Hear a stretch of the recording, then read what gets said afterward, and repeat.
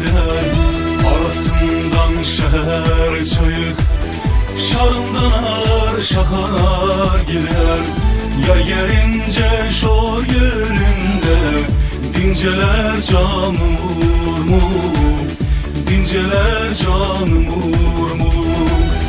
Ya yerince şor yerinde, dinceler canım mu? Dinceler canım mu? Dört bir yanı dağ dağlar, almalı yüzümlü bağlar. Kazımbaşı kan deresi, boynuna yerleri çalar. Kış gelince sır dağında, açılar gönlüm mu?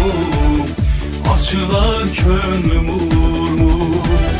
Kış gelince sır dağında, açılar gönlüm mu? Açılar gönlüm mu?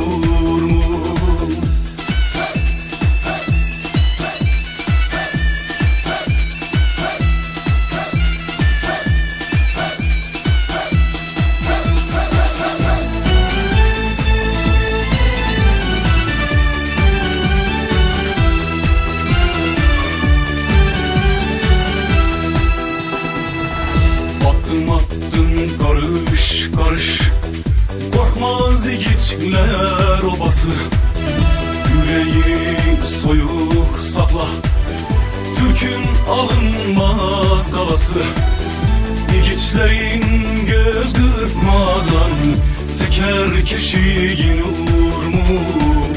Teker kişiyi nur mu? Yiğitlerin göz kırpmadan, teker kişiyi nur mu? Teker kişiyi nur mu?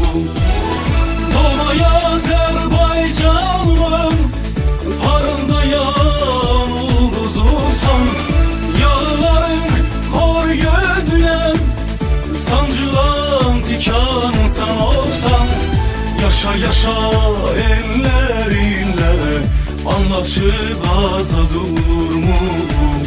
Anlaşık aza dur mu? Yaşa yaşa ellerinle, başuca aza dur mu? Başuca aza dur mu?